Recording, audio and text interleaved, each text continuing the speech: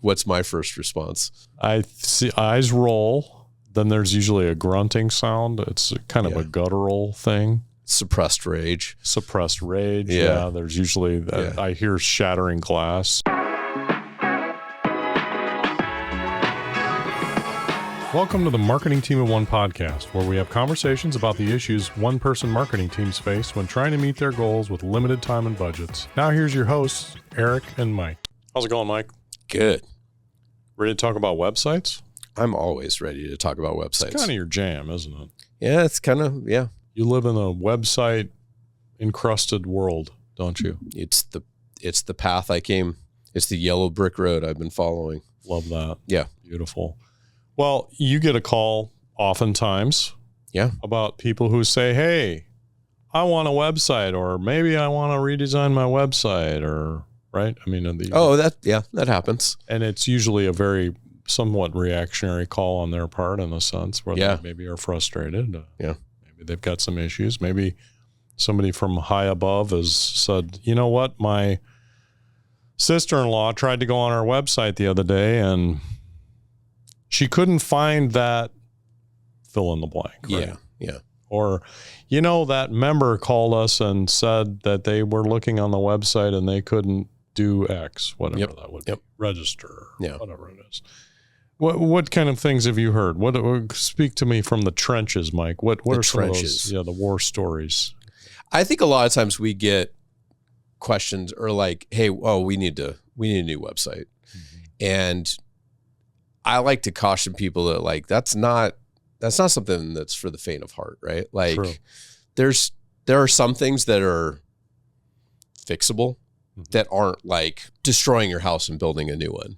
You know what I mean? Like maybe you just need new wallpaper in your bathroom. You don't need to tear down your house. Well, I like that analogy because in a sense, I feel like some of the website projects you've been involved in, we could have literally built homes quicker than actually building their new website. So. Yes. And I would say that those probably suffered from a lack of planning that I want to address today. Okay. Yeah, because there's so much can be figured out in those preliminary stages of redesigning or building a new website, right? Yeah. So I think going into a new website project and not planning or asking the right questions ahead of time just creates some of those really painful things. Ask anybody that's gone through a big website redesign project and they'll probably put it right there on the list of least desirable activities in their life next to like root canals and, elective surgery. Yeah. But I don't know. I don't think it has to be that way, but I think you can prevent a lot of that pain if you go in eyes wide open or ask yourself right away, do we really need to go this far or do we need to, make some tweaks? So that would be one of the first questions. Yeah. I mean, before we get into the whole thing, like why would you want to redo your website? I mean, sometimes it's just old, right? Like the way that websites were done 10 years ago and they are now, it's completely different. Well, let's talk about that time frame. I mean, is 10 years kind of a good kind of idea in your head? That seems like a long time ago. I've seen a lot of sites that haven't been touched in 10 years now. Ooh. I used to say like if it was over like 5 or 6 or something like that. And there were some telltale signs. I was just trying to come up with a number that is like, if it's 10 years, do it. Like there's no question. No question. Just do it. But I am assuming if you did it 10 years ago, mobile devices were still, maturing and everything like that. There might not have been a lot of standards in things that you're doing. Yeah. So that's easy. 10 years, you should strongly consider. But even like 5 years, I know that we've got some clients that they're very great about like, you know what, it's been 5 years. We really need to take a look at this. Yeah. And so let's start the process. And what is that, that could entail a lot of different things. Sometimes it's not a full redesign. Yeah. I mean, I'm a big fan of continual improvements over time and not these big resets. Like they're painful. They're just, it's a lot of work. And especially if you got 100 other things going on, like redoing your website is not something you really want to do. If you can embrace the long-term vision for this thing and know that it is something that needs care and feeding and continual attention, you're going to be better off in the long run. But let's say you're not doing that. And I know a lot of people don't. Like, it's just like certain things change and it's time to redo. The idea, a lot of people that we've found, and maybe this is changing, I hope it is a little bit, but it's like set it and forget it. Like, hey, I built a website 5 years ago. It should be fine. Yeah. But that's not the case. There's other things to consider, like should you redesign or not? Like, I think a big one that we're seeing a lot is like ADA compliance thing, right? Like, if you've got an older site that it wasn't built with that in mind, it might be a really good excuse to take a fresh start with it, because retrofitting or doing some mitigation on an existing site, in some cases can be painful. Yeah. Especially if you if some of your ADA things are like kind of design related, like if they're color contrast issues, type size issues, like you're going to have to make so many changes, you might as well just look at redesign. So when you talk ADA, and we can maybe do a whole other podcast on ADA compliance, does ADA compliance specifically relate only to things we'll call on the front end or the design look and feel? Is it more on the structure and the back end, the coding, the how things work and the functionality of it? Everything.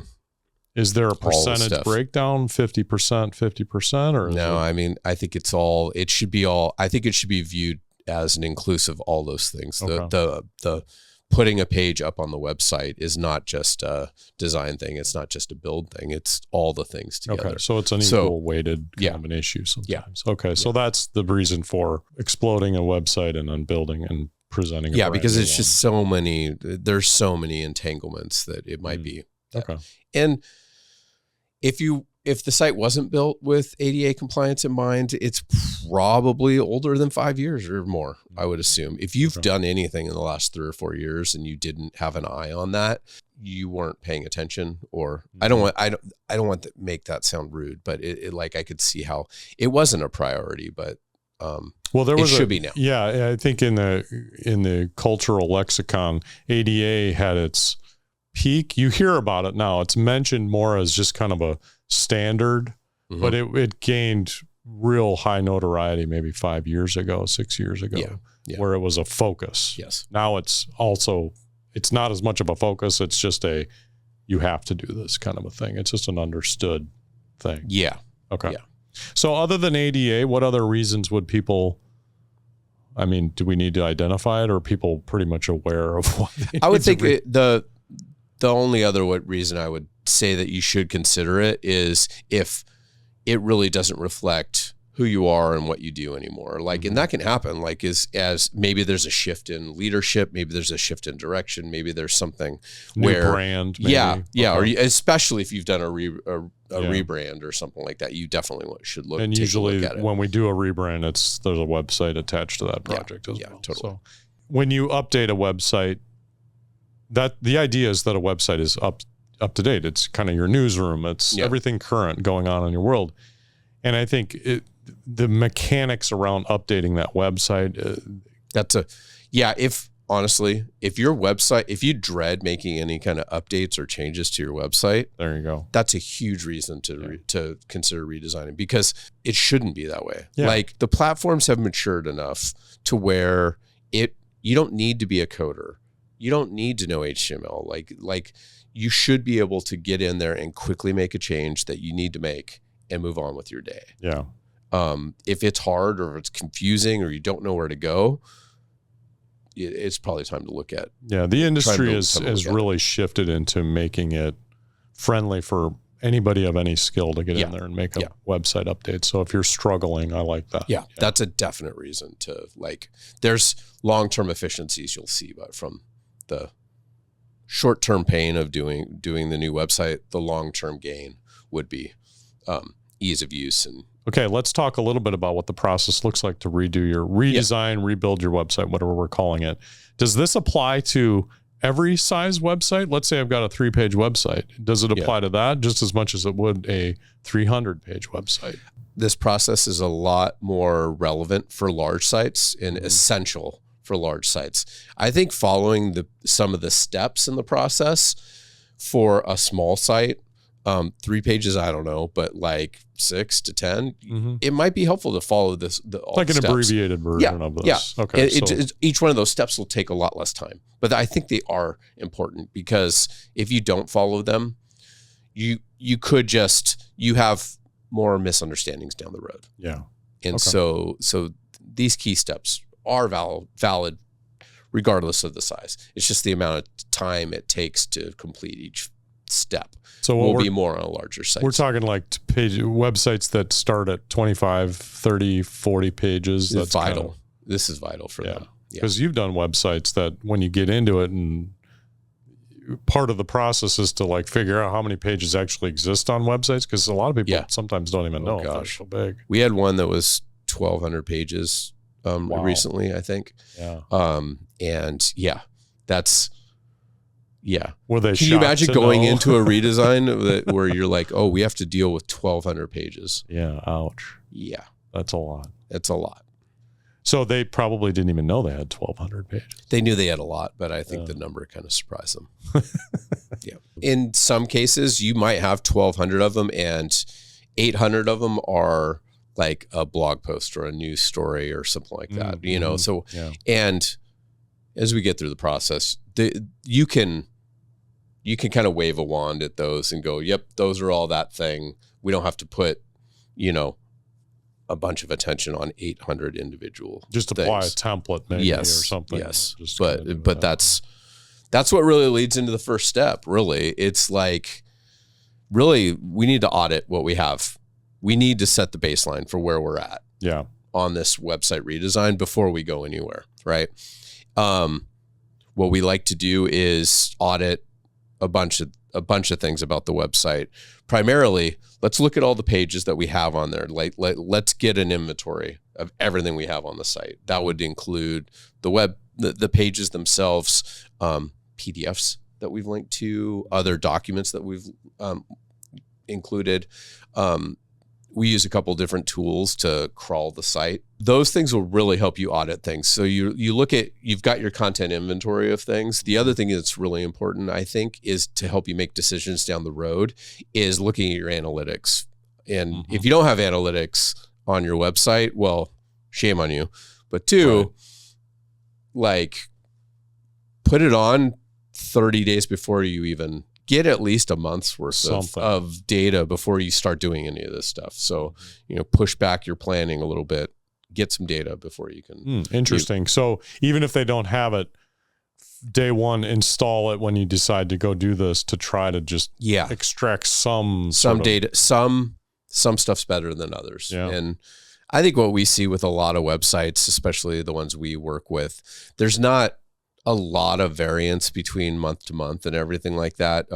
Especially if you're not doing a lot to keep it updated or introducing a lot of new landing pages or features or something like that. If your website's, purely informational, things don't change too much. So a month might be you have an informed decision instead of just flying blind based on intuition. You look at where people are going, how do they get to the website, how long are they spending on the pages, just the basic stuff but I think one of the things I like to look at the most is like which pages are getting the most traffic, which ones are getting the least amount of traffic, right? Like there might be a page that you hold dear to you and you think it's the most important thing, and then you find out that like, oh, we've only had only 3 visits to this page this year. Like it might not be worth the effort to move that over to the next thing. Ideally in this, you're collecting all this inventory in a spreadsheet so you can include the list of pages, the amount of traffic it gets. And those are the essentials really. Okay. So we've got our data, we've got our inventory of pages. Is that everything in the audit? I would look at SEO stuff too. So if you're looking at what terms that you think your audience is going to be searching to find you, and see how you're ranking. And again, this is where like a tool from AppSumo or something like that can be really helpful. Like you can see, I wouldn't go into like a deep keyword research thing. I'm not talking about doing a big old SEO audit of things. Right. That would help. But I think just looking at basics, like what do you do? What do people search for to find that? Right. Is there a match? Yep. But also look at like, and you can, in your spreadsheet, you can look at like how those rank, like the rankings or how well they're trafficked or something. Google Search Console does a really good job of helping you kind of see what details about how Google gets to your site. And that's different than analytics on your existing website. That's something that's... Analytics only takes care of the traffic on your website. What's happening on the site. Whereas Google Search Console gives you an idea of how many times people have searched for terms that are near yours, how many times your listing or your page has shown up in the search results, and then how many times people have clicked through. Gotcha. So it kind of bridges this gap between people searching outside and getting inside to the website. Kind of a thing. Yeah. Okay. And you can link it into Google Analytics, so you still have that. So it's all together in a dashboard to see. You can look through the analytics tools and jump back and forth and everything. But those are really helpful when you're auditing things and figuring out your website's place in the world. The one thing you really want to identify here is if you've got pages that are ranking well in the search, you don't want to lose out on those. So you either want to keep them, specifically the URLs, keep them there, or have a plan to redirect them so you don't lose the goodwill you've built up. Because the search engines, when you do this redesign. Yeah, the search engines keep a record and they have a history, and there's equity in that history of performance around certain content on your website. So that's a real danger. If people just break down and tear everything down and redo everything, you've lost all of that equity. Yeah. And so that's an important part to this as you go into restructuring or rebuilding a website, is to look at those high value pages, high value content, make sure you maintain that URL. And there are ways to maintain it or redirect it to the new one. And we'll get into that in a minute. Okay. But I've seen a lot of people where they don't take an assessment of where they are and their rankings are, and they redo their website and then look a couple months later and like, oh wow, we used to be, number 3 in the rankings, and now we're 37. This redo has messed us up. Yeah. So auditing ahead of time and getting that all in your collection is a super important piece. Sets the groundwork for the rest of your planning. Helps you make better decisions as you go forward. So we've audited the site. Is that everything then for the site? You've got inside those traffic, are the key outside performance. You do basic performance of how the content's performing on the page, as far as like page loads or anything like that, or is that even relevant, you think? We used to look a lot at like how fast things load and everything, but I think that issue's kind of moot if you're going to be redoing your website. Okay. So like if you were to go in and you wanted to keep your existing site, doing those page speed like audits and everything, and then looking at ways you could optimize what's there already is super valuable. But if we're redesigning a site, there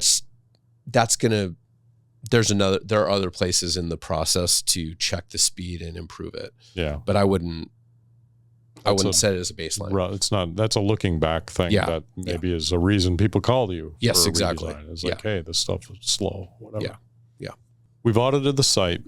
We now have our audit. This is a valuable piece of information that we can use then to do what with? I think this is something you can look back to. It's your research. It's your reference material, right? I think the next step is really taking a fresh look at what's the purpose of your website and what are your goals, right? So being crystal clear about why you have a website in the first place should help you make some of these decisions going forward too, right? Like, is your website like educational or informational, right? Like, there's a certain approach that you would want to take for that. Is it to generate leads? Are you selling stuff directly? Like, and a lot of websites might have all of those purposes, but like really just be very clear about why you have this there. And because I think that could be used as a filter later on when you're trying to plan this out, making sure that like this is the purpose for our website. Right. Here's all this content we want to create. Or here's the stuff we need to include in there. If it comes down to arguing, and I've seen this happen, arguing between people, like you go like, does this fit the purpose of what we're trying to do here? Well, no. Then we're not saying we don't include it on the website, but we deprioritize it because it's not. And it's a nuanced conversation because a website does multiple things. But I think you had mentioned a concept last couple of weeks ago. We were talking about this. Jobs to be done. That's another thing to look at. What are people coming to the website to come do? Yeah. That should be part of that as well, right? You kind of, I was just going to talk about that. So we know the purpose, and then we got to talk about the goals, right? And so I think there's two goals that we need to, when we're building a website, we need to make sure that we're operating in. There's the organization's goals, like the reason we have a website, like beyond the purpose of the website, we have goals for our website that we need to achieve.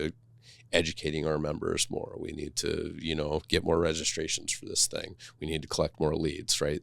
Like you can attach goals to those initiatives, right? But I think even more important is thinking about your visitors, your users' goals. Okay. Right? A successful website is in the overlap there. It's like you're meeting both. Yep. Right? And so yes, we need to know what our goals are for the website, but I think we should spend a lot of time thinking about what are the users' goals for the website. And that's where the jobs, there's a bunch of material online about jobs to be done. And it's a common user experience framework the user experience geeks will get into. And there's a lot of layers to this. And it is very important if you're going deep into user experience stuff. But if you can think it from a simplified point of view, like why is someone coming to your website? What are they trying to accomplish by coming to your website? It's better not to assume what people are going there. If you have feedback from people, that's super important. If you can interview people that like 5-10 people that use your website and think about what they're trying to accomplish, this will help you better plan out their goals for the website. Okay. But they usually will have a certain amount of things that they're trying to accomplish. And keeping that in mind, keeping what are the user goals there and listing all of those out is really important. And it will help you make the decisions down the road for everything. Yeah. Goals. We've talked about goals. Okay. So now we've established all of our goals. And this is a process that, depending on the size of the organization, takes some facilitation on some level. It could, yes. It's not like, just tell me your goals. And then they're like, 1, 2, 3, here you go, Mike. It's all ready. Yeah. That's a conversation. That's a workshop sometimes. Yeah, we typically, when we're working with clients, we like to hold a workshop with all the stakeholders and make sure that the organization's goals are represented, but also feedback that they get from people. And some of that anecdotal information can help us determine some overlap between users' goals and the organization's goals. It's easy to say goals, but sometimes those are the hardest things to really pull from our clients because it's there's a lot of different interests at stake sometimes that have different goals that sometimes are competing, but most of the time everybody's pretty well aligned. It's just, what are the levers and how powerful are each of those levers in that conversation? And if you're doing this internally, if you're trying to facilitate this with other people, one thing that we really like to do is when we have these workshops and we get 10 people in a room and we're talking about goals and everything like that, I really like to prioritize. I ask them, yes, these are all very valid goals, but if you had to pick just one, which one's most important? And if you can get consensus from everybody on that one, we're not saying that's the only one we're going for. We're just like, it helps set some set some prioritization on it. That's usually really helpful. All right. So we've audited, we have our goals. Yep. We have our jobs to be done. Yep. Maybe. Third step. What's next? Just start drawing, right? Drawing on paper. Yeah. I mean, Really? yes. Yeah, you got I it. just guessed. Okay. There's a bunch of different ways to do this, but really what we're talking about is designing the information architecture for the website. Oh, okay. So there's a few things that go into that. In a general thing, this is where we really like to do a sitemap. I find it really helpful to do the kind of like tree-based thing where you've got a homepage is all hey, there's one for free. Homepage. Make that decision for you. Good. Homepage is ready. Everyone should have one. And then what's the next level of navigation? You could draw it on a whiteboard. You could write on stickies and organize them on a whiteboard. There are great digital tools too. We use one called a program called Reloom, which is really it has some AI added benefits to you. You can prompt it and it'll try and give you a structure right up front that you can start manipulating and everything. There's a ton of Fig Jam. Does that still exist? Yeah. That totally exists. Yeah. Okay. You could do that. That one's a little bit closer to a digital whiteboard type thing. But if you're working remotely with people and you want to collaborate on that, that's a great cool piece too. So really think about the architecture of your main sections of the website, right? So the homepage is a given. Some of those other top level things, trying to group together some of those jobs that people are trying to get done. What are people looking for?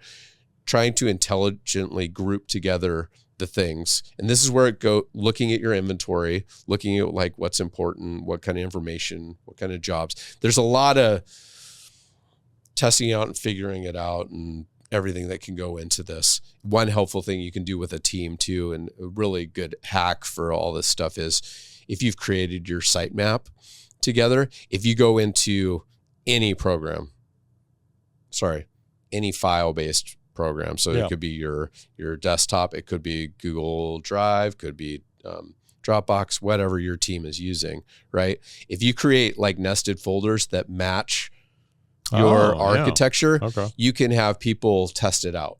So they can go through and say, okay, from the homepage, now we've got this list of folders. Here's this organization of things. If we wanted you to find this one thing, that goes back to the user goals, right? Of what they're trying to find. How would you go about finding this? And if they say, yeah, that made total sense, you're on the right track. If they stumble, some people like in the user experience circles, they'll do like screen recordings or like do live user tests of people testing this out. It's a quick and easy way to make sure that your sitemap is on track. That's a really accessible tool that anybody can build. Anybody out has it. And just set up a Google Drive with here's the homepage. Just click through the folders. It's the folders. Yeah, I like that idea. That's cool. And there's a lot of nuance that goes into site mapping, but creating that sitemap is a huge piece of the puzzle. Well, I think one of the examples that comes to my mind on a super complicated type of a website is a website that has multiple purposes that are all equally important in a sense. And I think of like Kaiser Permanente was a site that I think they've redesigned since, but they had it's almost like a gate at the beginning of their website. Wait a minute. Are you a patient?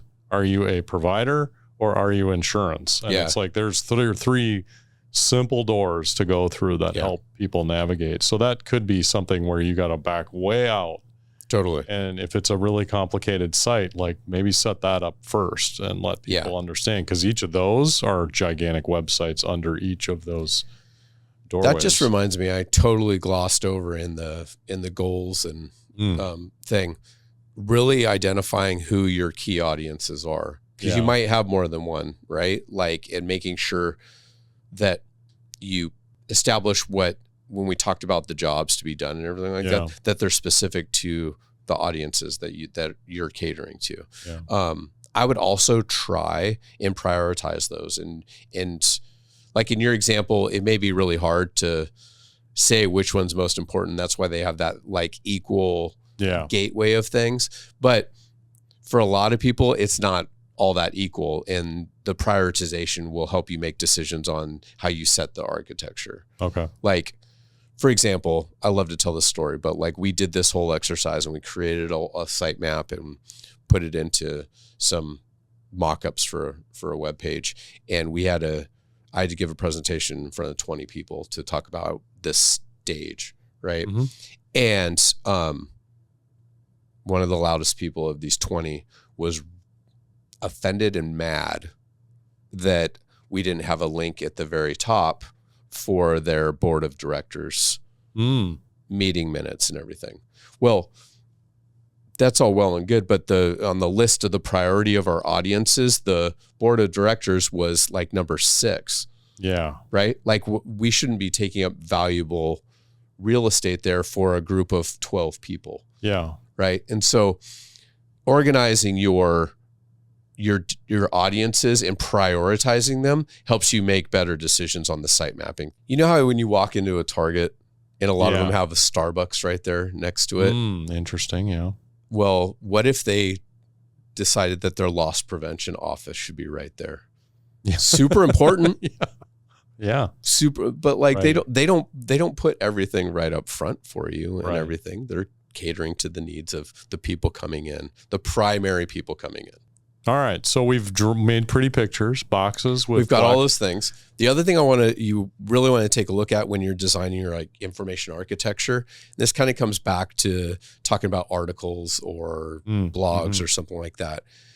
If you can identify, especially looking at your inventory of things, like types of content that have very similar fields or content, like there's a structure to them that's repeated, identifying that and going a little bit deeper on those things to map out the content. So a good example would be blogs, articles, or something like that. But like if you do events regularly, if you have a significant people section where you have a good example with people, right? Like you might have decided that you need their headshot, their name, their title, their phone number, their email, their bio, their LinkedIn profile, their Twitter profile or X profile, right? Those are structural things that you would apply to every person in your organization, right? Instead of like thinking of those as separate pages in your site, you can create that as like a data type or a content type. And that later on in the process, it actually makes creating the content for those a little easier. You could actually put a lot of that stuff maybe into a database and import it into your site when you're building it later. Let's say you had an organization with 50 people that you wanted to list on the website, right? If you're doing a site map, and would you want to list out, like if we're doing it with stickies, would you want to put 50 stickies on your board there? Or would you just put a stack of them and say, hey, this is our people section? Yeah. And then worry about that. Like you said, it's like a Google folder structure in a sense. I mean, visually, that's what it looks like too, almost, right? It's just kind of, yeah. Like think of it like an org chart, almost like visual too. Like that's a really helpful way. I've seen a lot of really creative and really fascinating other models for diagramming out site maps and everything, because sometimes the links aren't necessarily like structurally deep, you know what I mean? Like there's a lot of cross-linking in the web and everything like that. That's pretty advanced stuff. I think if you can just use stickies or some kind of like basic, that's all like what you just talked about, the relinking, it's a tree. And the spider web that happens after the fact. That's more like lower down the process kind of a thing. It would be deep, further on in our process. All right, so we've got our ugly pictures of boxes with text in them. Yep. What's next? We're going even further away from drawings and going into a spreadsheet. Oh, wow. Yeah. What we like to do is create a content matrix. So we've got our visual structure of all this, and now we need to color in more details for each one of these things, right? And so the spreadsheet has a listing of all the pages that you plan on in your new website. And a lot of times what we'll do is we use the same spreadsheet that we've done our audit in, and we have our existing website, and then we create a new tab that shows the new website plan. Here's all that stuff just reorganized into these. Yeah. Okay. And so along the way with our site mapping tool, ideally we've been looking at our audited list of things and trying to make sure that, do we need to include that page? Do we not? And everything. And so when you get the new page, your new spreadsheet, ideally your list of pages is a lot shorter. And that's a process that we really have to rely on the client to perform, is to go through and make a no-go list. Is that right? Or do we sometimes, like sometimes it's pretty black and white. Like, okay. I would say a lot of times if we're redoing the website, the reality is we're not necessarily migrating a lot of stuff. Like the news articles or, blog pieces or some of that stuff is a more direct thing. But usually we're solving a bigger need, like the information is way out of date, or in a lot of cases, we've got too much information and it's too much to keep up with. Well, especially like everything. You said, news has got a shelf life on it. So, yes. I mean, there's just kind of a 1 month, 90-day cutoff, which that's fairly irrelevant. We may not even need to include it, right? Depending on the audience and like that's where we could throw it back. But I don't I think I'm taking this from if you're trying to do this all yourself and everything, like you would be vetting a lot of the almost everything in here. But I would pay less attention to the news and blog things. I would just say like, hey, if we said something about this 3 years ago, it's probably out of date and we can not worry about those. Okay. Content matrix. So that really just remaps and cuts out, edits what each page, the basic for what each of those pages has as far as its content. So think of it as a spreadsheet. You've got the name of the page, super important, right? Assigning a priority to this, like how, like high, medium, low, whatever you want to do to assign this. Going through that and assigning like this page is essential for us. And we'll come back to this part later. But it's establishing a priority for each of the pages that you're putting into your plan is really important. It helps you make decisions down the road. Putting in, and this is where like doing the auditing before, is there an old URL that maps to this page? What's the new URL? There might be some benefits to rearranging it.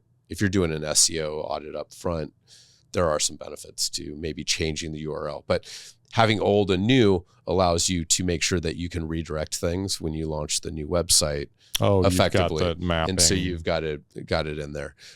Making note of what is this page? Is it brand new? Is it editing an existing page?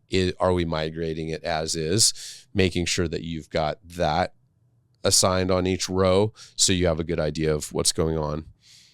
If you're working with a team where you need subject matter experts for certain things, having a column about like assigning that page, like the owner of that page is really helpful. To go in and re-look at it maybe and make sure that it's still relevant or accurate. Yep. Okay. Yep. And then sometimes on the spreadsheets, I like to have like a notes column where we can like just quickly mention something of relevance to it. We use a lot of Google Sheets and everything, so the commenting tools in there are really helpful for that too. But to add that context to it. But at the end of this whole thing, you've got more details about the structure of your website than you would ever want to put into a visual thing. You've got a tracking document. You've got the beginnings of putting together a plan because you've got a list of all the pages you need to work on. You know who's going to be working on them. You know whether you need to do something new for it or if it just needs light editing. You know how important it is to the overall goals of launching the website. And so you've got this content matrix really becomes like a key planning document for your website project. It's a reference point that everybody who's working on this project can go back and see what needs to be done, where does it live, how is it organized, does it need to be optimized, does it this is probably one of the most critical pieces to this, right? Yeah. I wouldn't do a website redesign without this spreadsheet. Okay. Well, Mike, that's a bold statement. Yeah, I mean, really, like without that spreadsheet, it's really hard to plan what you're doing and everything. Like we take it a step further is once we've got that content matrix in there, we load that all up into ClickUp and we use that as our starting point for managing the website project. Everything can be assigned out, deadlined, and all that stuff within ClickUp, and then everybody knows and what's great about it, moving it out of the spreadsheet, and you can still manage it within the spreadsheet, but we put it into ClickUp because we can have a dialogue about each page in the commenting tools of ClickUp, and we can track the status of individual pages as they move through the process. But without that map of things, it'd be really painful to do a website that's of any size. Yeah. Like anything over, 10, 15 pages. So that's it. Then we're ready to start. Is that it? I would look at all that stuff, and like, depending on your answers to, is this a high priority page? Are we just migrating it? Are we editing it? Do we have to create new content? I would start kind of putting together a plan. How long do you think it'll take you to do each type of page and everything like that, and start kind of scheduling it out? Like, give yourself a schedule for how you're going to put this together. A website isn't like carving in stone. Like, it's not, I think a lot of people, one of the pain of getting a website, of doing a website redesign, is that they try and get everything that it will ever be in there for the launch. And I think that makes it take a lot longer. It gets really defeating. It feels like it feels like a grind.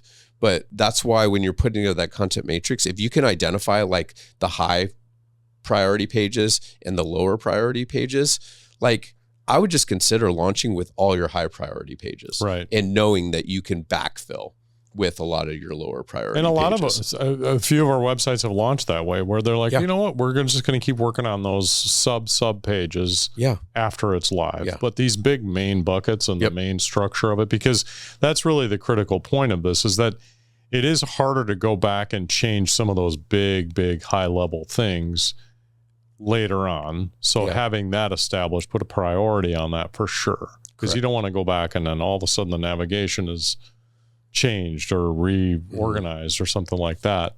But those smaller pages, those can be done much later. Yeah. And then the other thing, and I know, especially if you're taking this approach where you're launching with the high priority ones and you're going to backfill, don't add coming soon pages. Don't put under construction. Don't, like, I know the intent that comes from doing that. Yeah. Like, hey, we're letting people who come here know we're thinking about it. But you know what happens? Most of the time, it just stays in that state. Like, it's easy to forget, oh, we put that page there. I don't know how many times we've gone to go do a redesign of a website, and we're talking years, a website that's existed for years, and we do an auditing thing and we see coming soon, or the Earthlink like animated GIF of, hey, this page is under construction thing on these pages. The dump truck with a gate. Like, and it's like, you know what? People aren't going to people, if you don't highlight it, people aren't even going to notice. So they're not even going to mention it, right? There is a caveat to that. Oh, if it is important for something else you have going on. So let's say you have an event coming up and you don't have all the details there. Yes. I wouldn't just say coming soon. That's kind of lame. You're leaving it up to them to remember, oh, I need to come back to the website. They're not going to remember. Who's going to remember that? Nobody works that way. Yeah. But if it is something like that, where it is your plan and you want to do, like, think of it specifically in the events thing. Like, think of it as a save the date type thing. Save the date. More details are coming. Put an email sign up thing, and then let them know when it is ready. Yep. Capture their attention there, but give them something to do that it does engage them in a sense. Correct. Yeah. Just please don't put a coming soon. Okay. Please. I'll try not to. No more coming soon. It's so cute though, Mike, when it's like the little construction guy and they're Do you know how many times I've gone to a page where I'm like, oh, I really want to know what that is. And it says coming soon. And I just get mad. I'm like, well, I wanted that. I'm out. Yeah. I'm not coming back. Now I've got everything I need to plan and build a website and design it. I've got my basically I've got my roadmap set out for me. I've got all my buckets, everything kind of organized. I know where we were. I know what we need to do. Off to the races. Call the design team, right? Is that next up? Yeah. I mean, if you came to somebody with this plan, they would be able to give you so much. As a person who does this for clients, like if they came to us with this plan, it would make it so easy for us to quote and scope and make sure that it's fitting under your budget. The reason why you hear, oh, this website would be 5,000. Oh, this website would be 50,000. You're like, what the hell? It's because this does not exist most of the time. Establishing this as a massive project unto itself. In fact, we offer it as a standalone service. Just doing this. If this all sounds fun, not fun. If it does not sound fun at all and you want somebody to help you with this kind of thing, we do it all the time. It's our website blueprint service. And it's helpful in that you get that outside perspective, which is huge.